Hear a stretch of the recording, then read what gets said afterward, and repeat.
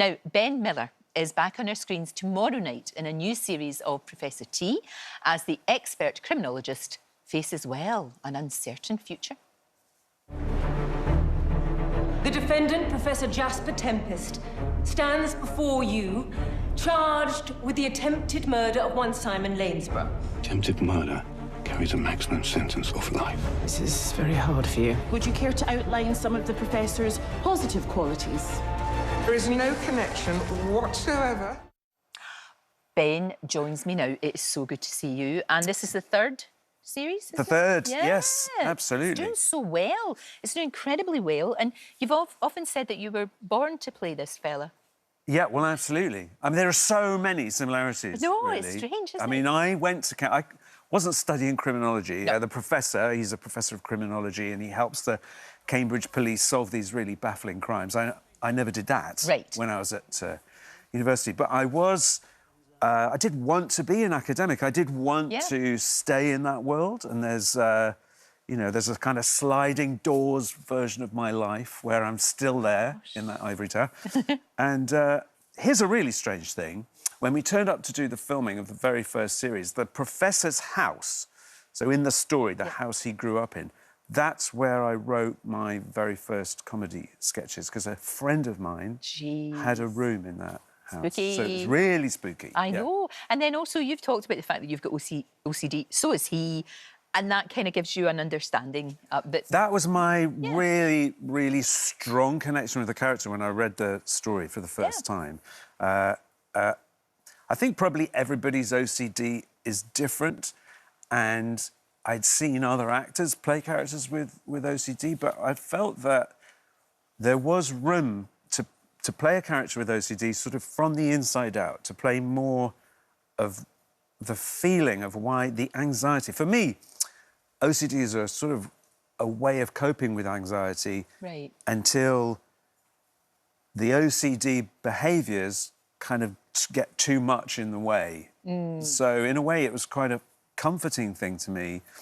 And having therapy for OCD was really about dealing with the anxiety for me. No, I understand It could be different for different people. Yeah, of course. It's sort of comforting because you've got these routines and rituals You feel, that you can do. this is the part of, I can control this. By doing this, I'm going to be able to control things. And although the character's OCD is very sort of different to mine was more sort of numerical. I count things obsessively.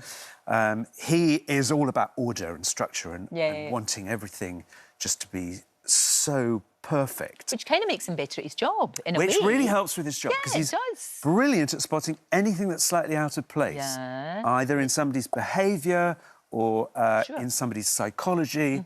And, of course, this is part of his gift. It's a sort of double-handed, double-sided coin for him. If you look at it like that, and he's in the jail. Is he going to be helping people in the jail? Yeah, of course, yeah. So at the end of the last series, he fired a shotgun in the police station. In this series, he ends up going to prison. He thinks maybe just for a night or two, but then he gets accused of murder, and it all becomes very, very serious. And so he's in prison. And, of course, for the professor, being in prison is awful because of his OCD and his germophobia, but also brilliant because he's around all these amazing criminals that he's only ever really studied theoretically. And now he's able to observe them in real life. Fascinating it is. As if that wasn't enough going on, Ben Miller. Diary of a Big Bad Wolf. I love this. Now, you've already written very successful children's books. This one, though, I love this. It's from the perspective of the baddies, who are always the more interesting characters anyway. So the Big Bad Wolf, and it turns out he was misunderstood, the Big Bad Wolf. He's very misunderstood. I mean, he's very hungry. He's very hungry. He's starving. He's starving. He's had a very tough winter. And, of course, we all know him from the story of Little Red Riding Hood and Three Little Pigs. This is a slightly different telling of the tale, so this is more from his point of view. His name is Lawrence. He's been kicked out of the pack for being a bit of a wimp. And, really, he's sort of fending for himself. And when he comes across Little Red Riding Hood, he's not really quite prepared for how clever she is. She keeps sending him off she keeps sending him off the scent. I mean, she sends him to the Wicked Witch's house. She sends him to try really and blow down the little pigs' houses, which we know is physically impossible.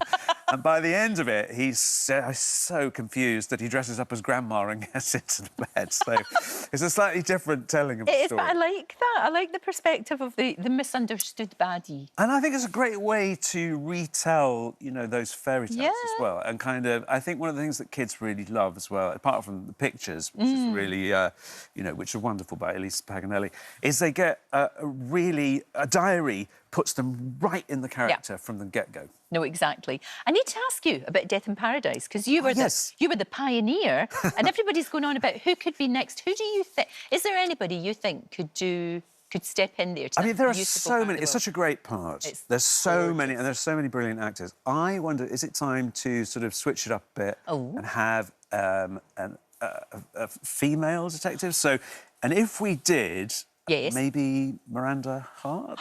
Miranda Hart. I think that would be amazing.